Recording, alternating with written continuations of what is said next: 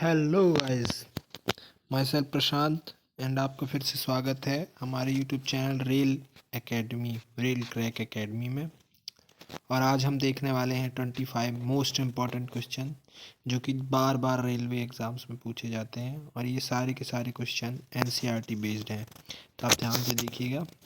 शुरू करते हैं। पहला क्वेश्चन, निम्न में से किसका उपयोग मधुमेह के रोगियों के लिए चीनी के लिए किया जाता है। मतलब कह क्या रहा है क्वेश्चन कह रहा है कि जो मधुमेह के रोगी होते हैं वो अगर चीनी का इस्तेमाल ना करें तो चीनी की जगह उनको क्या दिया जाता है जिससे कि वो नुकसान भी नहीं करता है और उनको चीनी का स्वाद भी मिल जाता है।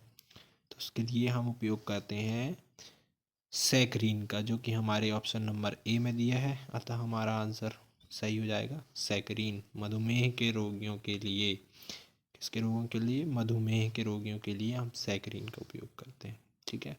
अगला सवाल है, जिप्सम को कितने तापमान पर गर्म करने पर वो पीओपी में बदल जाता है। पीओपी का फुल फॉर्म पता है आपको? पीओपी होता है प्लास्टर ऑफ पेरिस। क्या होता है? प्लास्टर ऑफ पेरिस, है ना।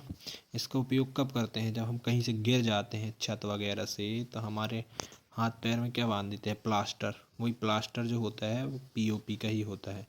तो जो जिप्सम होता है इसका सूत्र होता है CaSO4 हाफ H2O। क्या होता है? Half H2O। तो जब हम इसको गर्म करेंगे कितने तापमान पे? तो 372 या 373 डिग्री सेल्सियस पर गर्म करेंगे तो ये जो इसका आधा पानी का जो अणु होता है वो भी उड़ जाता है और बचता है CaSO4.10H2O बचता है, जो कि क्या होता है? पीओपी होता है। क्या होता है? पीओपी होता है। अगले क्वेश्चन को देखते हैं। हमारा अगला क्वेश्चन है, मैग्नीशियम रेबन जलने पर कैसा रंग देता है। हमारा अगला क्वेश्चन है, मैग्नीशियम रेबन जलने पर कैसा रंग देता है।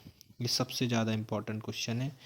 ये कम से कम 5 से 6 बार अभी पूछा जा चुका है 2024 के रेलवे एग्ज़ाम्स में। तो इसको ध्यान से देखिएगा।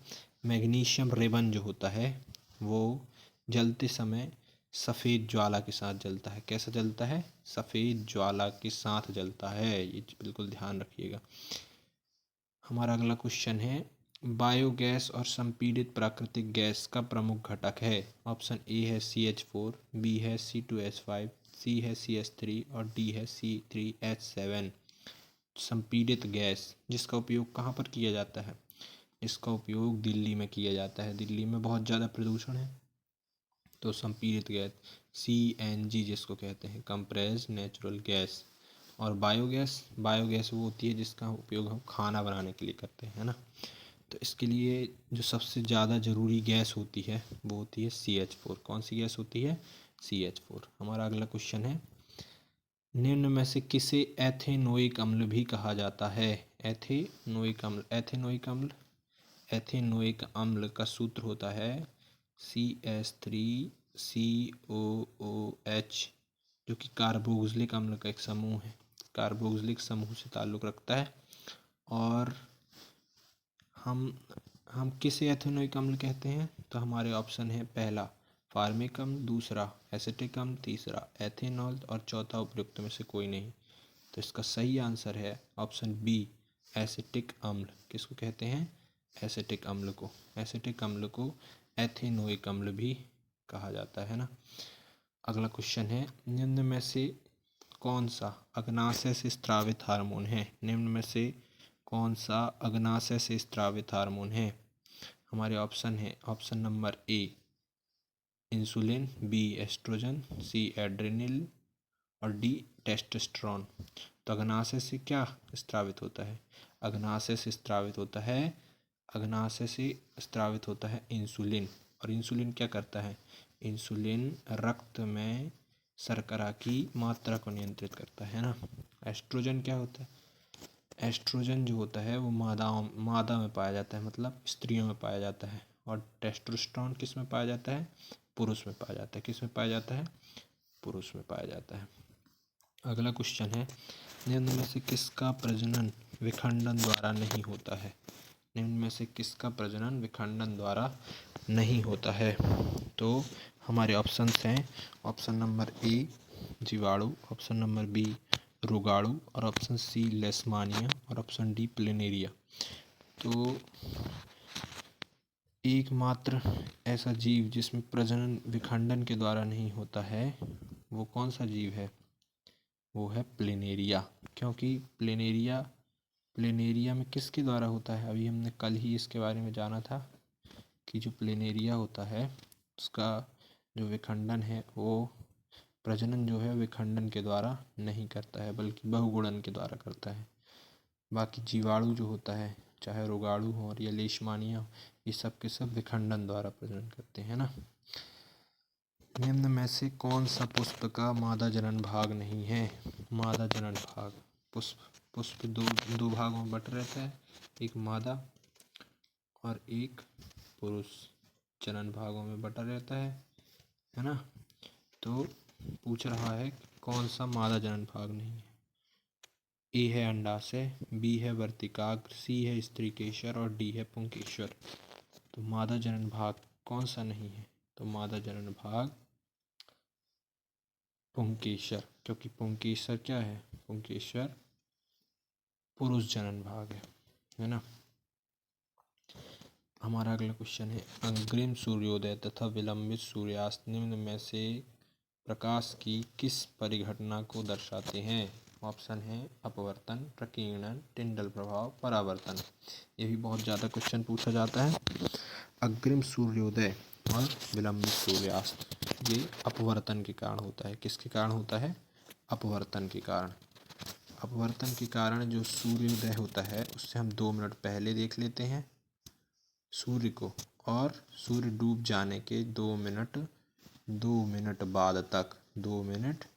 बाद तक हम देखते रहते हैं। तो ये भी एक अच्छा क्वेश्चन है कि हम सूर्य के उगने की कितनी देर पहले देख लेते हैं। तो कितनी देर पहले देख लेते हैं? 2 मिनट पहले। कितनी देर पहले? 2 मिनट पहले। अगला क्वेश्चन है स्वपेशी पोषण के लिए आवश्यक है। स्वपोषी पोषण के लिए आवश्यक है। क्या क्या आवश्यक है? CO2, क्लोरोफिल, सूर्य प्रकाश, उपरोक्त सभी। तो स्वपोषी पोषण में किस किस का यूज होता है? स्वपोषी पोषण क्या होता है? स्वपोषी पोषण कितने प्रकार का होता है? तो पोषण होता है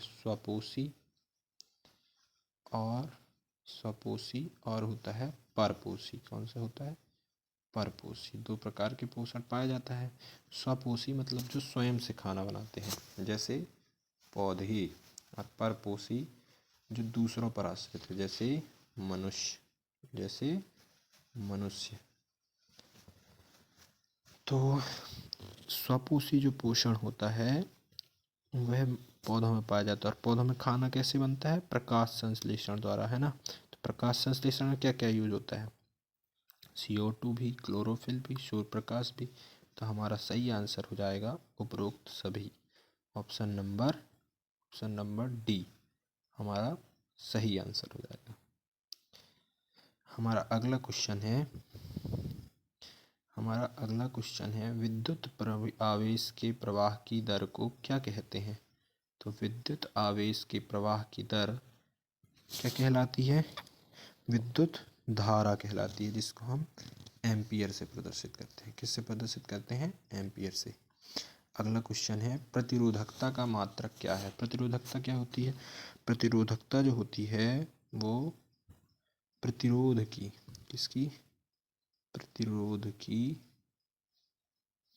का व्युत्क्रम होती है। क्या होती है? प्रतिरोध का व्युत्क्रम होती है, और इसका मात्रक जो है उसको रो कहते हैं। क्या कहते हैं? रो। और इसी का मात्रक एक और ओम मीटर भी है। तो यहाँ पे हमारा आंसर हो जाएगा ए व बी दोनों। ठीक है। हमारा अगला क्वेश्चन है परिणालिका के अंदर उत्पन्न चुंबकीय क्षेत्र कैसा होता है? ये भी ऐसा क्वेश्चन है जो कि 2024 के रेलवे एग्ज़ाम्स में कम से कम 4 से 5 बार पूछा गया। अभी तो हाल ही में जो शिफ्टें चल रही थी टेक्नीशियन एग्ज़ाम की उसमें भी बहुत बार ये क्वेश्चन पूछा गया है। परिणालिका के अंदर उत्पन्न चुंबकीय क्षेत्र कैसा होता है? परिणालिका क्या होती है पता है आपको? परिणालिका मतलब अगर एक तार को हम कई बार लपेटते हैं जिसको स्प्रिंग भी कहते हो, तो ये होती है परिणालिका। तो इसके अंदर जो चुंबकीय क्षेत्र रेखाएं होती हैं वो कैसी होती है? समांतर होती हैं। ये भी एक क्वेश्चन है, हो जाएगा आपका। तो कैसी होती है, समांतर होती हैं। और जो चुंबकीय क्षेत्र होता है इसमें बहुत ज़्यादा कन्फ्यूजन होता है, तो इसको ध्यान रखिएगा। ऑप्शन नंबर ए सही है, सभी बिंदुओं पर समान होता है। कैसा होता है, सभी बिंदुओं पर एक समान होता है। निम्न में से किसकी प्रतिरोधकता सर्वाधिक है? ऑप्शन है तांबा, चांदी, निकेल और क्रोमियम। प्रतिरोधकता भी बताया मैंने, है ना। प्रतिरोधकता भी बताया मैंने आपको कि क्या होती है प्रतिरोधकता।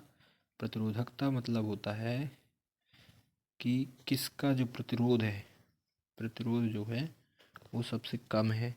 या फिर प्रतिरोधकता का व्युत्क्रम तो होती है, लेकिन फिर भी चांदी जो होती है इसकी प्रतिरोधकता क्या होती है, सर्वाधिक होती है। ठीक है। लेंस का मात्रक क्या है? अगला क्वेश्चन क्या है, लेंस का मात्रक बताना है हमको। तो लेंस का मात्रक तो सबको पता होगा, ऑप्शन नंबर ए सही है, डायोप्टर, है ना। हमारा सही ऑप्शन क्या हो जाएगा, डायोप्टर।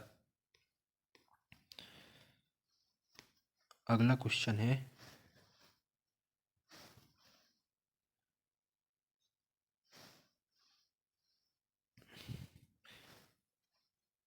अगला क्वेश्चन हमारा हो जाएगा, अपोहन विधि का उपयोग कब किया जाता है? अपोहन, अपोहन कब किया जाता है?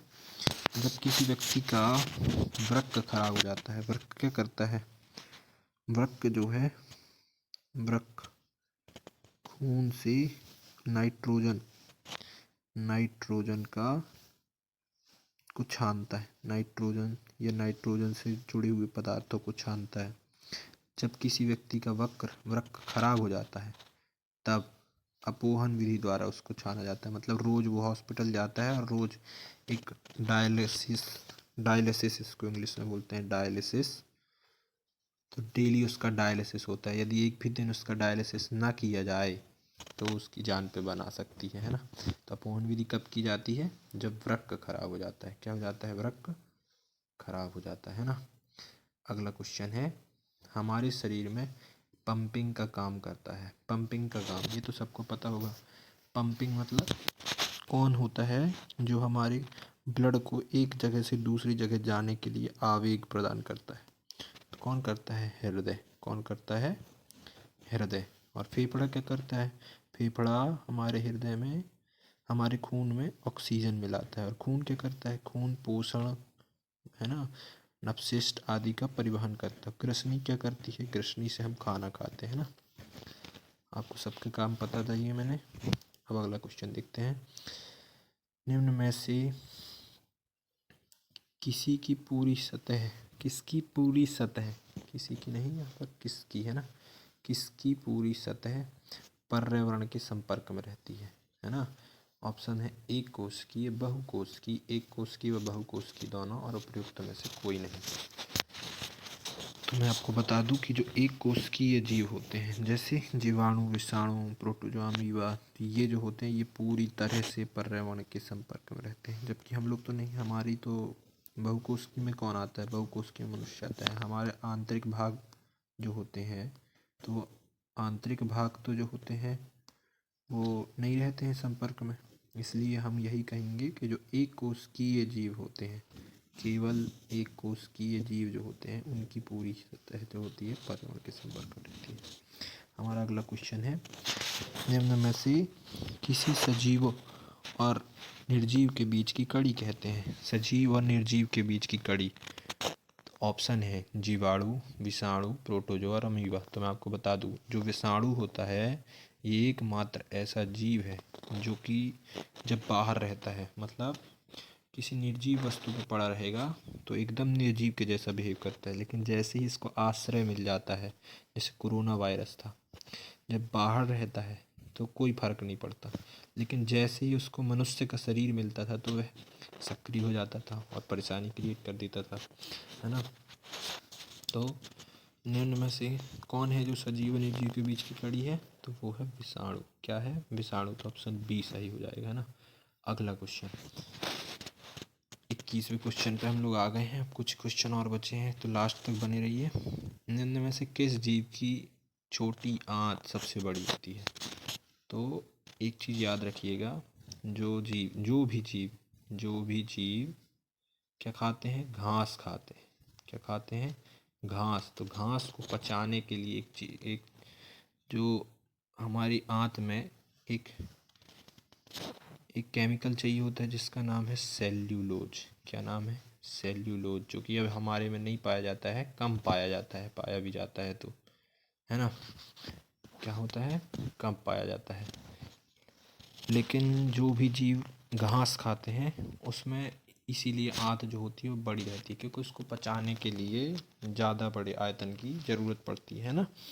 तो हमेशा याद रखिएगा कि जो भी शाकाहारी जीव होंगे उनको जो छोटी आंत है वो सबसे बड़ी होती है। वैसे सबसे ज़्यादा बड़ी जो छोटी आंत होती है वो खरगोश में पाई जाती है। ठीक है, अगला क्वेश्चन देखते हैं। ग्लूकोज का पायरुवेट में विघटन कहाँ होता है? ध्यान से पढ़िए क्वेश्चन को। ग्लूकोज का पायरुवेट में विघटन कहाँ होता है ना। तो इसका सही आंसर हो जाएगा कोशिका द्रव्य में। वो ये नहीं पूछ रहा है कि पायरुवेट का विघटन कहाँ होता है, वो ये पूछ रहा है कि ग्लूकोज का पायरुवेट में विघटन कहाँ होता है। तो वो सबसे पहले होता है कोशिका द्रव्य में। और जब पायरुवेट का विघटन पेशियों में होता है तो क्या बनता है? लैक्टिक अम्ल बनता है, जिससे हम जल्दी थक जाते हैं। और ये क्या होता है? अनेक्सी अनॉक्सी मतलब ऑक्सीजन की अनुपस्थिति में होता है ना। यीस्ट में भी ऑक्सीजन की अनुपस्थिति में होता है। तो क्या बनती है? कार्बन डाइऑक्साइड बनती है, जिससे कि जलेबी वगैरह क्या हो जाती है? फूल जाती है। लेकिन जब यही पायरुवेट माइटोकॉन्ड्रिया में विघटित होता है ऑक्सीजन की उपस्थिति में, किसकी उपस्थिति में? O2 की उपस्थिति में, तो क्या क्या बनता है? फिर हमें ऊर्जा प्राप्त होती है। ऊर्जा ATP के रूप में प्राप्त होती है ना, जिससे हम अपने सारे काम कर पाते हैं। तो इस क्वेश्चन का सही आंसर क्या हो जाएगा? ग्लूकोज का पायरुवेट में विघटन। ग्लूकोज का पायरुवेट में विघटन कहाँ होता है? कोशिका द्रव्य में। कहाँ होता है? कोशिका द्रव्य में होता है। मेरा अगला क्वेश्चन है अपना, कोशिका में कार्बन डाइऑक्साइड तथा ऑक्सीजन का आदान प्रदान किस प्रक्रिया के द्वारा होता है? तो किस प्रक्रिया के द्वारा होता है? ऑप्शन ए है विसरण, बी है परासरण, दाब और क्या है? अवशोषण। दाब और अवशोषण। तो हमारा सही आंसर हो जाएगा विसरण। क्या हो जाएगा हमारा सही आंसर? विसरण। क्या हो जाएगा? विसरण हमारा सही आंसर हो जाएगा। क्यों? क्योंकि जो गैसेस होती हैं, तो गैसेस तो हमेशा क्या होता है? गैसेस जो होती हैं वो हमेशा विसरण के द्वारा एक जगह से दूसरी जगह जाती हैं। और जो द्रव होता है वो जाता है परासरण के माध्यम से। अब शोषण क्या होता है? सोखना। लेकिन यहाँ पर सोखा नहीं जा रहा है, आदान प्रदान की बात की जा रही है। किसकी बात की जा रही है? आदान प्रदान की। तो हमारा जो सही आंसर है वो हो जाएगा क्या? विसरण। अगला क्वेश्चन है, ATP का फुल फॉर्म क्या है? अभी मैंने बताया आपको ATP क्या होती है। ATP हमारे शरीर में ऊर्जा का एक फॉर्म है ना। ATP क्या होती है? ऊर्जा। इसी को इसी को हमारे शरीर में ऊर्जा मुद्रा के नाम से भी जाना जाता है। किस नाम से जाना जाता है? ऊर्जा मुद्रा। ऊर्जा मुद्रा किसको कहते हैं? ये ऊर्जा मुद्रा ATP को कहते हैं ना।